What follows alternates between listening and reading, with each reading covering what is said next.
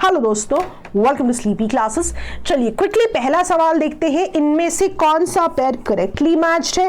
Catalonia, Maui, Iceland. Catalonia के साथ option क्या है? ड्रॉट। मौई के साथ वाइल्ड फायर्स। आइसलैंड के साथ earthquake स्वॉर्म्स।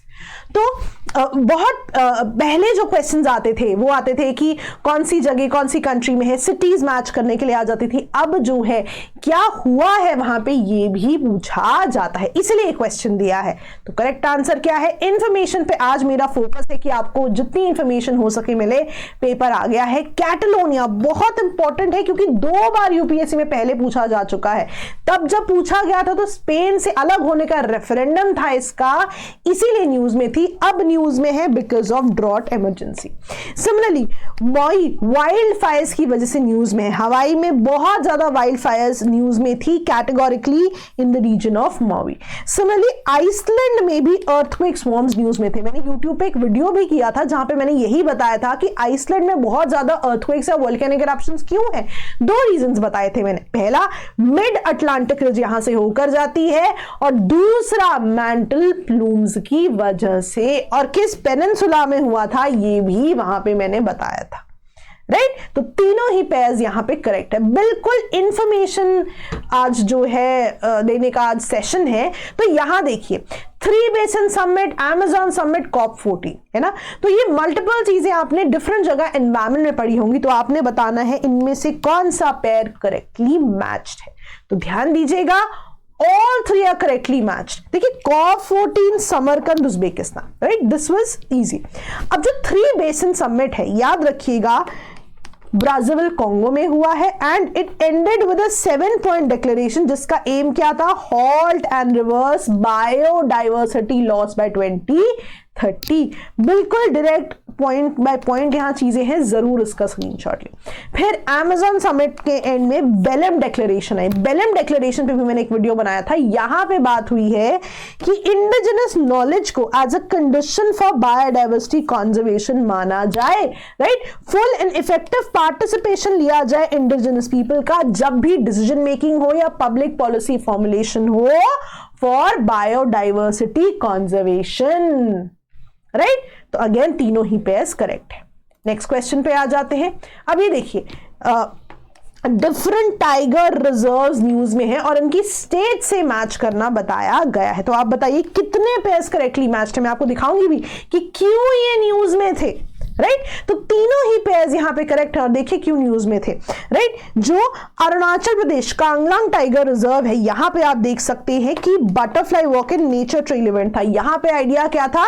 To uncover the diversity of undiscovered butterflies and to expose all the participants to a wide audience. News में जो भी चीजें होती हैं उनकी वजह से ये चीजें let's say tiger reserve, wild life sanctuary आती हैं। जैसे अब दाम्पा टाइगर रिजर्व मिजोरम, अब न्यू स्पीशीज मिली है यहाँ पे टोड की।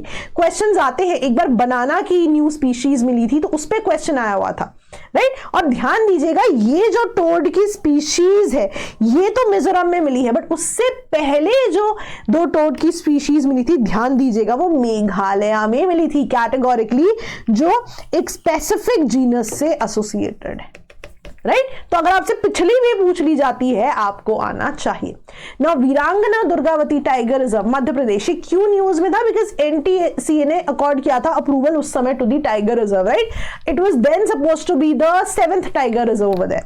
बट एनीवेज नंबर से ज्यादा इंपॉर्टेंट है कि आपको पता हो कि कहां पर ये एसोसिएटेड है, राइट। चलिए नेक्स्ट देखते हैं। आ गया जी, हाँ, रैपिड रिविजन। नाउ अभी ना समय नहीं है वीडियोस देखने का, but if you want to revise things the compilation can help you in the revision, right. और मैं हमेशा कहती हूं फी के लिए आप जो है कूपन कोड में मेरा नाम यूज कर सकते हैं, लेकिन इस समय वीडियोस मत देखिए, कंपाइलेशंस डाउनलोड करके एक चेकलिस्ट की तरह आप उसे यूज कर सकते हैं कि कहीं कोई टॉपिक रहे तो नहीं गया है। मैं हमेशा कहती हूं फी के लिए आपने परेशान नहीं होना, कोई कोर्स स्लीपी क्लासेस पे आप कूपन कोड में मेरा नाम यूज कर सकते हैं, राइट। चलिए नेक्स्ट जो देखिए एक स्पेसिफिक क्रेटर जो है न्यूज में था और ये एसोसिएटेड है, ध्यान रखिएगा, इंडोनेशिया से। ये वोल्केनिक क्रेटर है located in east Java Indonesia, right. तो इंडोनेशिया के अलावा मैंने आपको ईस्ट जावा जो आइलैंड है उसकी भी यहां बात करी है, ये भी आप याद रखेंगे। And it's a crater lake. ऐसा भी क्वेश्चन आ सकता है कि इनमें से कौन सा क्रेटर लेक है, तो इस तरह से भी क्वेश्चन आए, आपको आना चाहिए। Last question, which of the following is are match correctly, right. Vembanad cold wetland Kerala, Bhoj wetland Madhya Pradesh. तो मैं आपको बता दूं दोनों ही करेक्ट हैं, और ये क्यों न्यूज में थे, इट्स वेरी इंपॉर्टेंट ना। वेम्बनाड कोल्ड वेटलैंड जो है याद रखिएगा पिंक ब्लूम, राइट, और इनका जो नाम जो स्पेसिफिक नाम है आप याद रखिएगा, ये इन्वेजिव स्पीशीज की वजह से न्यूज में रहे हैं। और ना मैं आपको बता दूं ये जो इन्वेजिव एलियन स्पीशीज है ये एक perennial submerged perennial aquatic plant है। कई बार हम क्या करते हैं, हम बस यही पढ़ लेते हैं कि इन्वेजिव एलियन स्पीशीज है, पर ध्यान रखिएगा कि this is a submerged perennial aquatic plant. और एनीवेज आपने पढ़ा भी होगा इसके बारे में कि वाटर हाइसिंथ की वजह से भी यहां पे इशू रहता है, तो वाटर हाइसिंथ भी आप यहां पे याद रख सकते हैं। नेक्स्ट, भोज वेटलैंड मध्य प्रदेश। अब भोज वेटलैंड न्यूज में था बिकॉज एक जो है इशू यहां पे रेज किया गया था कि इस वेटलैंड में क्रूज बोट्स चल रही हैं। तो यहां पे एनजीटी ने कहा कि जो अपर लेक है भोपाल में वहां पे क्रूज बोट्स या मोटर प्रोपेलेंट बोट्स को रोका जाना चाहिए, ये वेटलैंड है, राइट। तो ऐसे ही क्विक जो ऐसे इंफॉर्मेशन वाले सेशंस होते हैं हम करते रहेंगे। रिवीजन आप बढ़िया कीजिए, पक्का ही बढ़िया स्कोर करेंगे। Thank you so much, bye bye.